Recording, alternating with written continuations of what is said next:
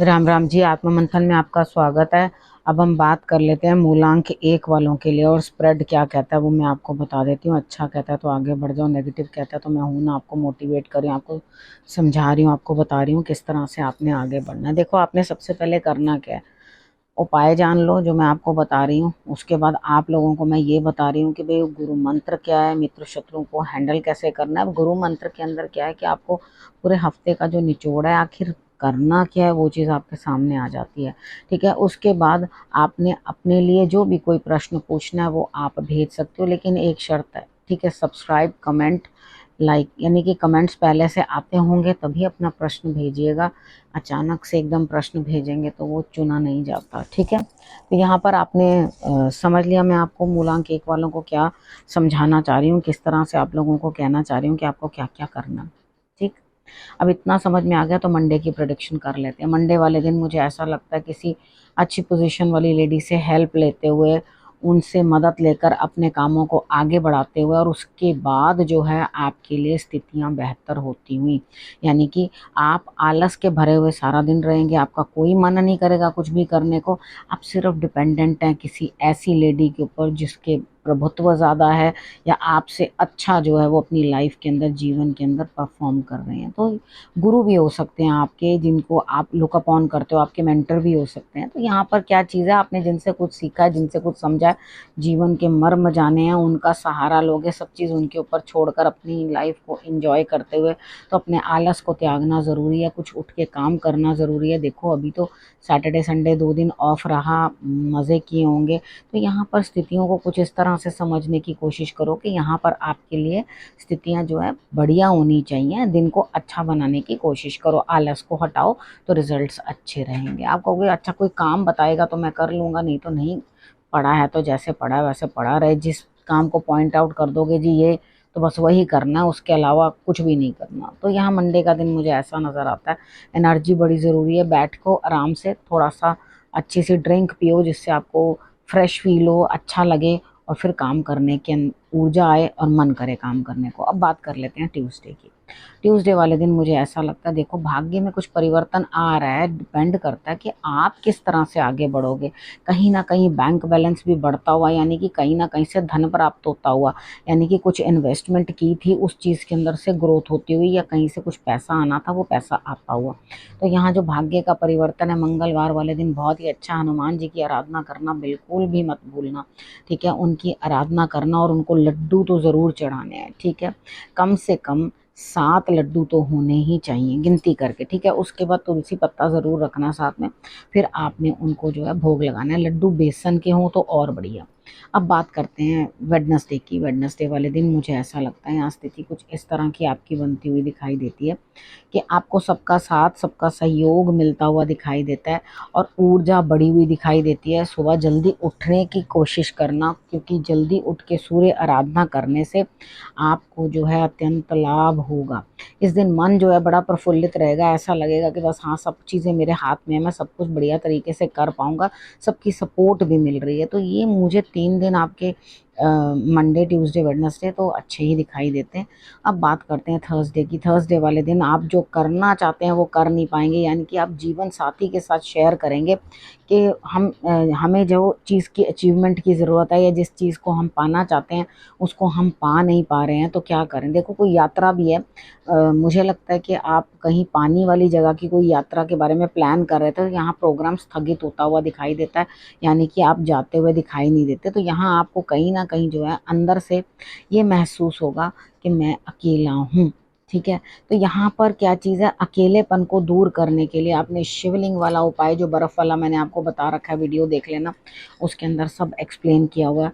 वो बर्फ़ वाला उपाय करना आपके लिए ज़रूरी है, वो कर लेना। शंकर भगवान की आराधना ज़रूर करना।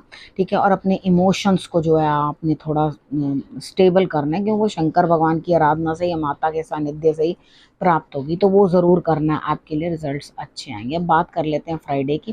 फ्राइडे वाले दिन मुझे ऐसा लगता है यहाँ पर स्थिति कुछ इस तरह की बनती हुई दिखाई देती है कि आप नया कुछ करते हुए, यानी नई कोई चीज़ की शुरुआत, अंदर से आपको बड़ी घबराहट है, मैं नया कुछ काम शुरू कर रहा हूँ, पता नहीं मुझे क्या देखने को मिलेगा, मैं कर पाऊंगा नहीं कर पाऊंगा, यानी कि बड़े उधेड़ बुन में हो फ्राइडे वाले दिन। चिंता मत करो, फ्राइडे वाले दिन आप कोई भी काम करोगे, मुझे लगता है आपको कुदरत भी ब्लेस करती हुई दिखाई देती है और चारों तरफ से आपको लाभ भी आता हुआ दिखाई देता है। यानी कि धन भरपूर, आपको कोई दिक्कत परेशानी आएगी नहीं। अगर शुक्रवार वाले दिन कोई काम करोगे, किसी से कोई पैसा भी आना है आपका तो वो भी आएगा। लेकिन यहाँ पर ये जो है, जो भी चेष्टा करनी है आपको खुद ही करनी है, कोई और करता हुआ यहाँ दिखाई नहीं देता। अब बात कर लेते हैं सैटरडे की। सैटरडे वाले दिन मुझे ऐसा लगता है यहाँ स्थिति कुछ इस तरह की बनती हुई दिखाई देती है कि आपके लिए संभावनाएं हैं जीत की, यानी कि विन विन सिचुएशन है, लेकिन बड़ी मुश्किलों के बाद। ठीक है, आप अपने काम में जीतते हुए दिखाई देते हो। आपने करना क्या है, सिर्फ और सिर्फ अपने टारगेट ओरिएंटेड रहना।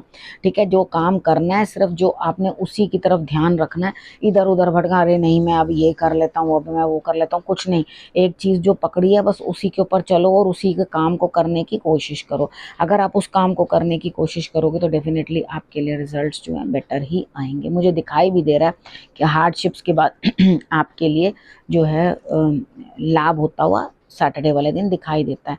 आपने सिर्फ और सिर्फ बेल पत्र जो है उसके ऊपर आप अपनी रिंग फिंगर से एक एक बिंदी बना लो या ओम लिख लो चंदन के पेस्ट से। ठीक है, वो बनाकर आपने घिस के चंदन, तो उसके साथ आपने उस पेस्ट से, चंदन के पेस्ट से जो है आपने ये लिख लेना। लिखने के बाद आपने शंकर भगवान को अर्पण कर देना। अब संडे की बात कर लेते हैं। संडे वाले दिन मुझे ऐसा लगता है यहाँ पे कहीं ना कहीं जो है आपके सर के ऊपर बोझ बढ़ा है। अंदर से तो लग रहा है कि हाँ मैं कुछ करूँ, मैं कुछ करूँ, लेकिन आप करते कुछ नहीं हो। यहाँ पे हर चीज़ को जो है ठंडे बस्ते में डाल देते हो और अंदर से सिर्फ बातें ही बनाते रहते हो। हाँ मैं ये करूँ, मैं वो करूँ, यहाँ कुछ करते दिखाई नहीं देते, लेकिन अंदर से बोझ इतना है। भाई बोझ किस बात का जब कुछ करना ही नहीं है। ठीक है, यहाँ पे मुझे आप कुछ भी करते हुए दिखाई नहीं देते, बस अपने माइंड के ऊपर यही चीज़ है, वो बड़ा बर्डन है, बड़ा बर्डन है। वो मेंटल स्ट्रेस जो है दिमाग के ऊपर आपके रहता हुआ दिखाई देता है, लेकिन करके फिर भी लाता हुआ कोई और ही दिखाई दे रहा है। यानी कि आपको धन कोई और ही उपलब्ध करवाएगा, आप सिर्फ संडे वाले दिन बातें ही बनाते रह जाओगे और खुद कुछ करोगे नहीं। आपको उम्मीद है दूसरा कोई करे और फिर काम हो जाए, और अपनी स्पीड आपकी ऐसी है जैसे इंसान वो एकदम स्टैचू सा बना रहता है ना, कि हाँ कोई बोले तो मैं जरा सा पैर हिलाऊं, हाथ हिलाऊं, वो वाली हालात नज़र आती है आपकी। आप खुद से कुछ करना नहीं चाहते और दूसरे से ही पूरी की पूरी उम्मीद रखी हुई है।